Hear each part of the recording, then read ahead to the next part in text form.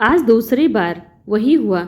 Lift का दरवाज़ा बंद होने को था कि सामने से भागती हुई आती लड़की का दिखना और लिफ्ट खुली रखने के लिए दूर से ही प्लीज़ प्लीज़ कहना। सोहम ने आज फिर लिफ्ट के दरवाजे पर हाथ लगाकर रोक दिया। थैंक्स। हाथों में 2 झोले थामे वो मुस्कुराई। सोहम जानता था लड़की का फ्लोर कौन सा है। बटन दबाते ही एक दूसरा थैंक्स आया और कुछ शब्दों के साथ थैंक्स। वैसे आप सोहम है ना? शर्मा आंटी के बेटे जो बेंगलोर में रहते हैं। मैं उस दिन ही पहचान गई थी। आंटी अक्सर आपकी बात करती हैं, आपकी पढ़ाई की, आपकी हाई फाई जॉब की। मैं अनु आपके फ्लैट के नीचे वाले फ्लैट में रहती हूँ। अनु ने जॉब वाली बात के बाद आगे क्या कहा याद नहीं। सोहम को बस वहीं अटक गया था। Hi five job. गले में खुश्की आ गई। वो शब्द वहीं अटके रह गए। कैसे बताऊं पापा मम्मी को ये सच्चाई? बेटे की वो नौकरी जो उनके लिए सबसे खास बात थी, उनका गुरूर था, वो अब रही कहाँ। कितने ही लोग कंपनी से निकाले गए, उनमें से एक नाम सोहम का नाम भी तो था। ये एक ऐसा जहर का घूंट था जो सोहम ने अकेले पिया था। कुछ दिन कमरे में अपने को कैद करके काटे, फिर वर्क फ्रॉम होम का बहाना बनाकर घर आ गया। यहाँ भी चैन कहाँ था। माँ परेशान थी रिश्तों की बात करने में, सपने देखने में। देखो ये फ़ोटो कितनी सुंदर लड़की है, खूब अच्छा पैकेज भी है। माँ ने फ़ोटो सोहम की ओर बढ़ा दी। वो खींच गया था। लुक्स, सैलरी, बिना इन सब के इंसान बेकार है एकदम। बस यही सब मायने रखता है ना? जवाब पापा ने दिया था। मायने तो रखता है, बिल्कुल रखता है। तुम खिसिया क्यों जाते हो हर बात पर? सोहम बिना जवाब दिए अपने कमरे में जाकर बैठ गया था। अपने आप को कोसते हुए क्यों आया था यहाँ? घर में ऐसा क्या था जो खुश होने जैसा था? बातें बेझिल लग रही थी, मौसम उबाऊ लग रहा था और मन तो जैसे पैर लगाकर भागने पर उतारू था। सोहम ने तुरंत फ़ोन निकालकर अपने फ्लैटमेट को कॉल किया था। आज रात ही निकलूँगा, यहाँ कुछ नहीं कहा जा सकता, मुझे कोई समझेगा नहीं, दम घुट रहा है। पहले सोचा था होली मनाकर आऊँगा, पर अब लग रहा है त्यौहार जैसा कुछ नहीं होता।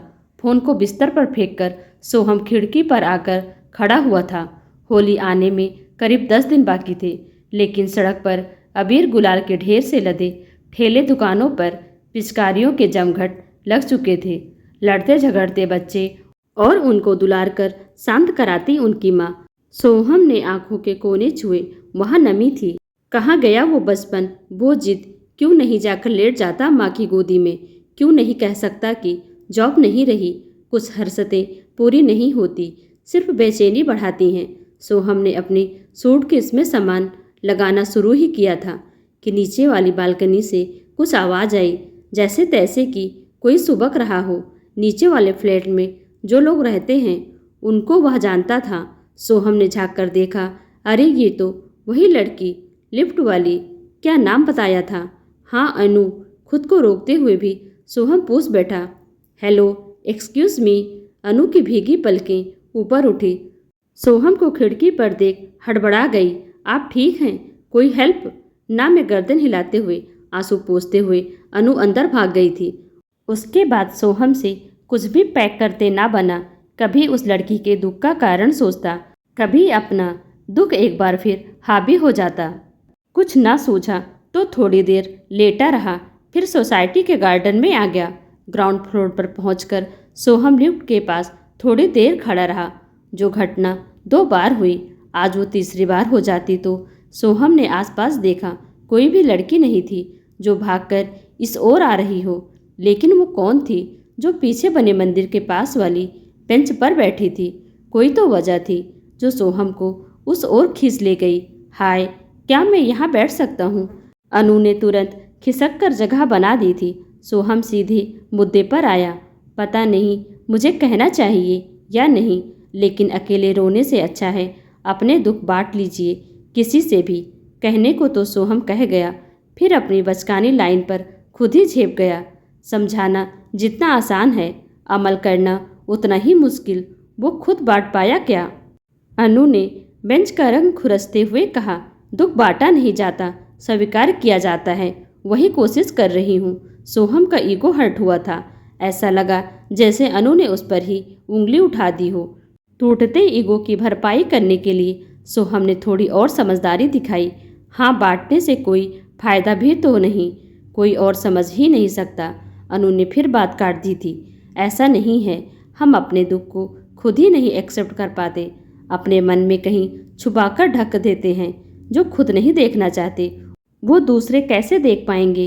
अनु इतना बोलकर चुप हुई, फिर सोहम की आंखों में देखकर बोली, त्योहार जैसा तो कुछ होता ही है ना, अपने लिए ना सही अंकल आंटी के लिए गुलाल से दोस्ती कर लीजिए, कोशिश कीजिए। मैं भी कोशिश कर रही हूँ।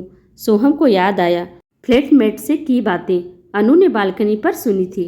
सोहम बिना कुछ बोले वहाँ से चला आया था। बिना जले दर्द महसूस नहीं होता। खुद को किसी छोटी सी बात पर बिलख कर रो रही होगी। मुझे ज्ञान देने में कितना आगे है। अनु की बातें मन को और बेचैन कर गई थी। थोड़ी देर इधर उधर टहलने के बाद ही सोहम घर लौट आया था। मन ही मन भूमिका बना रहा था कि कल जाने की बात कैसे उठाए। ऑफिस से अर्जेंट कॉल आया या फिर दोस्त की तबीयत खराब, क्या कहना ठीक रहेगा। मैदे का थैला पकड़ाते हुए मम्मी ने इशारा किया था, वो रखा है तुम्हारा फ़ोन, तुम नीचे छोड़ आए थे, अभी अनु देने आई थी। वो जो नीचे वाले फ्लैट में रहती है, बड़ी सीधी लड़की है बेचारी। सोहम ने बेचारी शब्द पर अटक कर फ़ोन उठा लिया था। फ़ोन वापस कर गई तो बेचारी हो गई। मम्मी ने तुरंत समझाया, तुमको नहीं पता क्या, 2 महीना पहले ही तो मम्मी पापा नहीं रहे इसके, तब से दीदी जीजा के पास आकर रह रही है। क्या बताएं, इसकी हिम्मत देखकर तो मम्मी कहते जा रही थी। सोहम को आगे कुछ सुनाई ही नहीं दिया। अपने कमरे की ओर बढ़ते हुए सोहम को सब याद आता जा रहा था। कितनी आसानी से उसने अनु का दुख माप लिया था, उसकी तकलीफ को तोलकर हल्का मान भी लिया था। एक लाइन बार बार गूंज रही थी, दुख को स्वीकारने ही सबसे बड़ी बात है। सोहम ने एक बार फिर खिड़की से बाहर बाजार की रौनक देखी, गुलाल के ठेले देखे, दुकानों की पिचकारियां भी। तुरंत फ़ोन उठाकर फ्लैटमेट को मैसेज किया, होली मनाकर ही आऊँगा यार। इस ज़रूरी मैसेज के बाद एक ज़रूरी काम भी बचा था, दुख को सामने लाने का काम। सोहम रसोई में जाकर खड़ा हो गया था। मम्मी, मुझे आपको कुछ बताना है। मेरी जॉब 2 महीने पहले चली गई है। मैदे का थैला पकड़े मम्मी का हाथ अचानक रुक गए थे। चली गई है मतलब नहीं है, अब ढूंढ रहा हूँ दूसरी, बस वो इतना ही बोल पाया था। इसके आगे कुछ बोलने को बचा नहीं था, या फिर मम्मी सुनना ही नहीं चाहती थी। 2 मिनट पहले तक जो त्यौहार की हलचल थी वो कौन से कोने में जाकर छुप गई थी। उसके बाद के कुछ घंटों तक जो कुछ भी होता रहा, सोहम उसका हिस्सा था ही नहीं। पापा आए, मम्मी ने कुछ उनसे कहा, उसके बाद भी कुछ हुआ होगा। सोहम चुपचाप कमरे में लेटा रहा। शाम गहरा कर रात में बदल गई। घर का अंधेरा भी बढ़ गया था। न तो किसी ने चाय के लिए आवाज़ दी, न आकर कमरे की लाइट जलाई। वो हड़बड़ाकर बाहर आया तो देखा मम्मी पापा चुपचाप बैठे हैं। टीवी तो बस कहने के लिए चल रही थी, देख कोई नहीं रहा था। सोहम बिना कुछ कहे वहाँ से निकल गया था। लिफ्ट का दरवाज़ा खोलते हुए हाथ रुक गए। सीढ़ियों की ओर रुख किया। जैसे ही नीचे वाले फ्लोर पर आया, वही हुआ जो वो चाहता था। सामने का दरवाज़ा खुला हुआ था और अनु अपनी दीदी के साथ गमले में शायद पानी दे रही थी। सोहम को देखकर जैसे ही मुस्कुराई, उसने टोक दिया, रात को पानी नहीं देते पौधों में। पानी नहीं दे रही थी, कोई बच्चा इसमें च्युइंगम खाकर फेंक गया है, वही अलग कर रही थी। सोहम और उसकी दीदी के साथ थोड़ी बहुत बातें हुई, पहले से परिचित थे। सोहम थोड़ी देर और रुकना चाहता था, वहाँ बात करना चाहता था, थोड़ी देर और घर से बाहर रहना चाहता था। घर जाने के नाम से मन के भीतर कुछ दरक रहा था। काश वो पूरी रात यहीं रुककर इसी तरह बातें कर सकता अनु से, उसकी दीदी से। अंदर आओ ना, चाय पीते हैं, तुम पहले तो बहुत पीते थे। दीदी की बात सुनकर सोहम ने हाँ करने में देर नहीं लगाई। चाय पीते पीते पुराने किस्से खुले, बहुत सी बातें हुई, कहे लगे।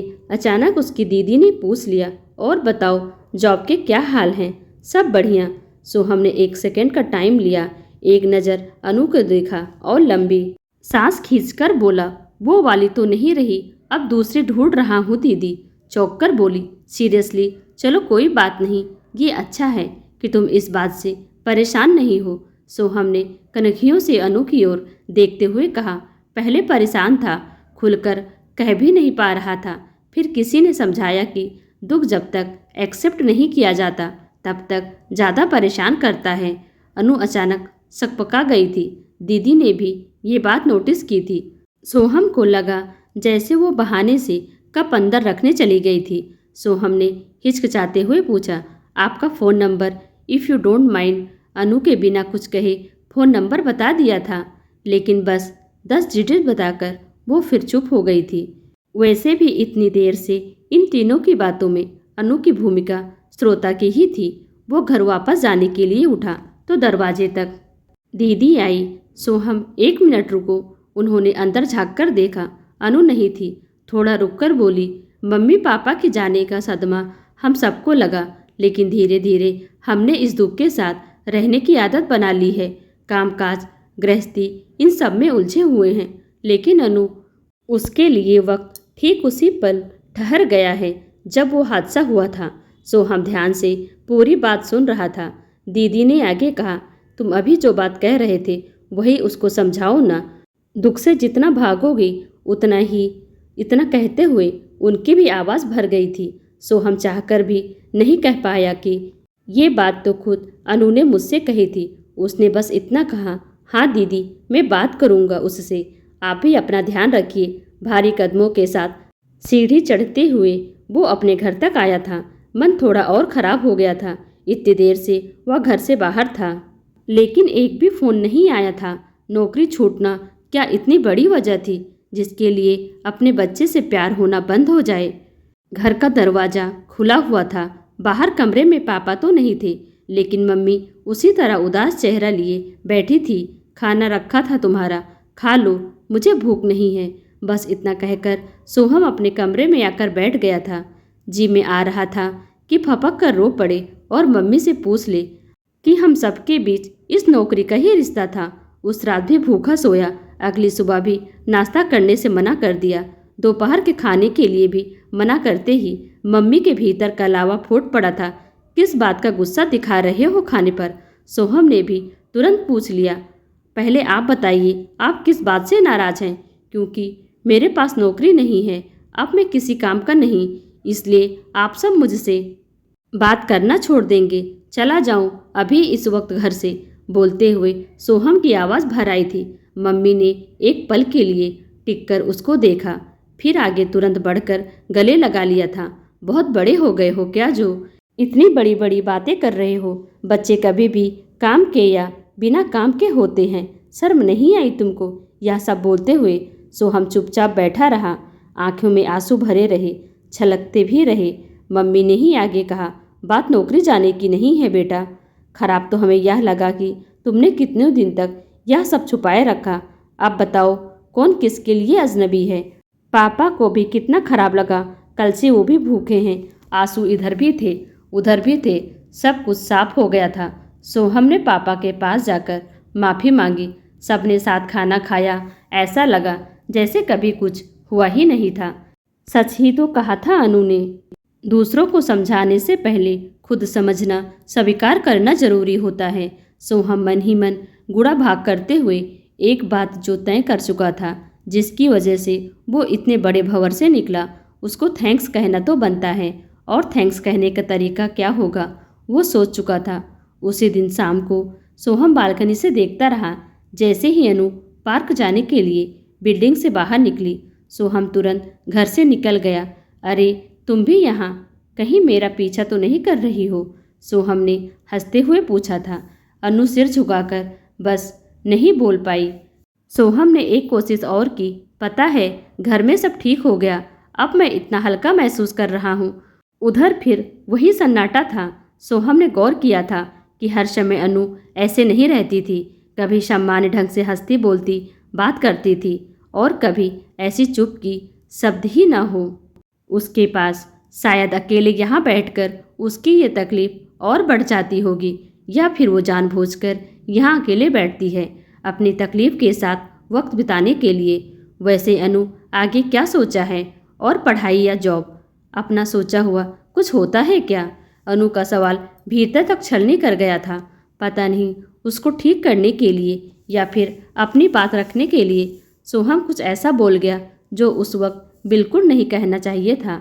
एक बात कहूँ अनु, दुख सबके पास होता है, लेकिन अगर उसको पकड़कर बैठ जाएं तो वह धीरे धीरे पत्थर में बदलने लगता है। इतना भारी पत्थर कि जिसको उठाकर 2 कदम भी चला नहीं जा सकता। फिर जिंदगी का सफ़र कैसे तय करोगी? और फिर यह सही है क्या कि अपने साथ साथ अपने आसपास जुड़े लोगों को भी अपने दुख से परेशान किया जाए? अनु बिना कुछ बोले तुरंत वहाँ से उठकर चली गई थी। पल भर के भीतर ही सोहम को एहसास हो गया था कि कितनी हल्की बात वो कह गया था। मेरी सिर्फ नौकरी गई थी और उस दुख को पत्थर बनाकर मैं भी तो घूम रहा था। इसने तो जीवन में इतना बड़ा हादसा सहा है। मैं यह बात कह भी कैसे सकता था? अपनी नासमझी में सोहम कितनी बड़ी गलती कर चुका था, यह एहसास उसे हो चुका था। अगले पूरे दिन अनु कहीं नहीं दिखी। उसका नंबर था, लेकिन हिम्मत ही नहीं हो रही थी। जैसे जैसे होली का त्यौहार करीब आता जा रहा था, सोहम को रंग फीके दिखाई देने लगे थे। उसने अपने दिल से पूछा, किस बात की तकलीफ मुझे ज़्यादा है, किसी लड़की का दिल दुखाने का या फिर किसी खास लड़की का दिल दुखाने का? अनु से ना मिलकर, उसको अपने आसपास ना देखकर जो बेचैनी मुझको हो रही थी, उसका कोई नाम था या बस ऐसे ही झिझकते हुए ही सही एक मैसेज सोहम ने कर ही दिया था। आई एम सॉरी अनु, मुझे पता है मुझे तुमसे वह सब नहीं कहना चाहिए था। हो सके तो एक बार मिल लो, ज़रूरी नहीं कि सोसाइटी पार्क में ही, हम कहीं बाहर भी मिल सकते हैं। अनु मैसेज पढ़ चुकी थी। ब्लू टिक साफ साफ बता रहा था, लेकिन अनु का जवाब ना आना, इसका क्या कारण था? कुछ कह दे, नाराज़गी जाहिर कर दे, लेकिन इस तरह चुप रहना सोहम के गिल्ट को और बढ़ाता जा रहा था। कुछ दिन और इंतजार करने के बाद सोहम सीधे उसके घर चला गया था। उसे लगा था कि अनु ही दरवाज़ा खोलेगी, लेकिन सामने दीदी को देखकर हड़बड़ा गया। हाय दीदी, अनु है क्या? दीदी उदास थी और उनकी उदासी की वजह जानकर सोहम थोड़ा और परेशान हो गया था। उन्होंने बताया कि अनु अचानक अपने भैया भाभी के पास अपने होम टाउन वापस चली गई थी, बिना किसी से कुछ कहे। तुमने उससे कुछ कहा था क्या सोहम?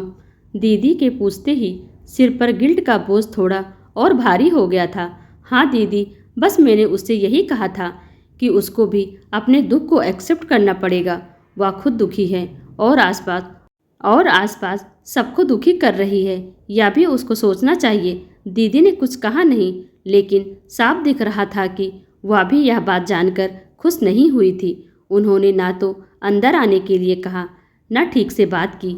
सोहम जब वापस जाने लगा, वह बस इतना बोली, पता नहीं तुमने गलत समझाया या उसने गलत समझा। हमें वह परेशान नहीं कर रही थी दुखी होकर, बस हम उसको दुखी देखकर परेशान थे। वहाँ से आकर सोहम फिर से अपने को अंधेरे में कैद होने लगा था। हड़बड़ाहट में यह कितनी बड़ी गलती हो गई थी अनु से। उसने यह सब क्यों कह दिया? उसकी वजह से वह अपने रिश्तों से कट गई, दीदी का घर छोड़कर चली गई। अगले ही दिन होली थी और एक गलती की वजह से कितने लोगों की जिंदगी के रंग छिन चुके थे। मम्मी, मैं आज रात निकलूँगा, कल एक इंटरव्यू है, कल ही पहुँचना है। लेकिन बेटा, त्यौहार करके ही जाते, जाना जरूरी नहीं होता तो ज़रूर रुक जाता मम्मी। मम्मी से झूठ बोलकर सोहम उनसे बच तो सकता था, लेकिन अंदर की हलचल किस कदर बेचैन कर रही थी यह वह जानता था। सोहम ने पैकिंग करके एक बार अपने कमरे के नीचे वाले घर की बालकनी की ओर देखा। काश उस दिन की तरह अनु यहाँ बैठी दिख जाती तो जाने से पहले उसे एक बार माफ़ी तो मांग लेता। रात 2 बजे की बस थी। मन न होने के बावजूद भी होलिका दहन की पूजा में शामिल होना ही पड़ा। अग्नि के चारों ओर परिक्रमा लगाते और प्रसाद चढ़ाते हुए सोहम के मन में सिर्फ अनु ही थी। बार बार यही इच्छा मन में उठती रही, बस एक बार उससे मिल लेता, उससे माफ़ी मांग लेता और शायद वह सब कह सकता जो उसके लिए महसूस कर रहा था।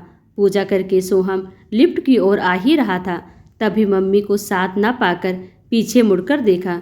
एक बार तो उसे अपनी आंखों पर विश्वास ही नहीं हुआ। क्या यह सच था जो वो देख रहा था, या फिर सपने मूर्त रूप लेकर यहाँ सामने आकर खड़े हो गए थे? क्या यह सचमुच अनु थी जो मम्मी से हंस हंस बातें कर रही थी? सोहम तेजी से उसकी ओर बढ़ा। उसकी आंखें कितनी पतली हुई लग रही थी। कहाँ गई वह उदासी जो उसकी आंखों का स्थायी भाव बनकर रह गई थी? यह उसको क्या हुआ था? अचानक मम्मी ने प्यार से अनु का कंधा थपथपाकर कहा, अब आ गई हो तो जाओ होलिका माता के दर्शन कर लो। सोहम भी पूजा की थाली लिए उसके साथ साथ फिर से उस पवित्र अग्नि के पास बढ़ गया। अनु, 1 मिनट रुको, मुझे तुमसे कुछ बात करनी है। आग की लपटों की रोशनी से दोनों के चेहरे लाल हो गए थे। अनु ने एक बार देखा, फिर नजरें झुका ली। आप मुझसे यही पूछेंगे ना कि मैंने आपके मैसेज का जवाब क्यों नहीं दिया? मैं वापस आने का इंतजार कर रही थी कि मैं आपसे मिलकर आपको थैंक्स कह सकूं। सोहम हड़बड़ा गया था। किस बात के लिए थैंक्स कह रही हो? मैं तो तुमसे माफ़ी मांगना चाहता था। मैंने उस दिन तुमसे वो बात कही जिनका कोई मतलब ही नहीं था। मतलब था सोहम, और ये बातें मुझे बहुत पहले समझ लेनी चाहिए थी। आपने जब मुझसे कहा कि मैं अपने दुखों से आसपास सबको दुखी कर रही हूँ, तब मुझे समझ में आया कि दीदी के साथ भी तो उतना ही बड़ा दुख जुड़ा है। पापा मम्मी के जाने का दुख भी वह झेलती रही और साथ ही मुझे ठीक करने की जिम्मेदारी भी लिए रही। दीदी की तरफ से तो मैंने सोचा ही नहीं, और जीजा जी वह कितने प्यार से मुझे यहाँ लेकर आए थे, और तब से अब तक उन दोनों के पास मुझे खुश रखने के सिवा कोई और काम नहीं बचा था। सचमुच मैं कितनी स्वार्थी हो गई थी। अनु जैसे जैसे बोलती जा रही थी, सोहम की हैरानी बढ़ती जा रही थी। आर यू सीरियस अनु? और मैं यहाँ इस गिल्ट में कितना परेशान रहा। तुम्हें पता है, मैं आज रात निकल रहा हूँ बेंगलोर के लिए। मुझे यहाँ एक पल भी नहीं रुका जा रहा था। ये त्यौहार, ये रंग, ये खुशियाँ, ये सब मुझे बहुत परेशान कर रहे थे। तुम इस तरह अचानक होम टाउन वापस चली गई। अचानक इसलिए चली गई कि कॉलेज जाकर बात कर सकूं, वहां पर अपना कोर्स फिर से शुरू करने का प्रोसेस पूरा कर सकूं। सोहम गौर से उसको देख रहा था। अनु बोलती जा रही थी, आप सही थे सोहम, मैंने अपना दुख एक्सेप्ट किया है और आगे बढ़ने की कोशिश भी कर रही हूँ। सोहम के दिल में आया कि सामने खड़ी इस भोली भाली लड़की की आंखों में ठहरे आंसू अपनी हथेलियों से पोंछ दे, लेकिन नहीं, यह जल्दबाजी हो जाती। अभी तो इस रिश्ते की शुरुआत ही हुई थी। सोहम ने बस इतना ही पूछा, इस कोशिश में मुझे क्या मदद करनी चाहिए अब? अनु ने मुस्कुराते हुए कहा, आज रात की बस की टिकट कैंसिल करा देनी चाहिए। पहले तो, और सोहम ने आसपास देखते हुए धीरे से पूछा। अनु ने भी आसपास देखते हुए जवाब दिया, और रंगों से दोस्ती कर लेनी चाहिए। मैंने कहा था ना, त्यौहार जैसा भी कुछ होता है। सोहम गौर से उसका चेहरा देखता रहा। कितने सारे रंग अनु के चेहरे पर एक के बाद एक आते जा रहे थे। सोहम ने पूजा की थाली देखी। रोली चावल और नारियल के साथ ही गुलाबी रंग का ढेर भी था। एक चुटकी गुलाल लेकर उसने हाथ आगे बढ़ाया। अनु हंसते हुए चौंकी। कुछ कह पाती उससे पहले ही सोहम हैप्पी होली कहते हुए उसको एक नए रंग में रंग चुका था।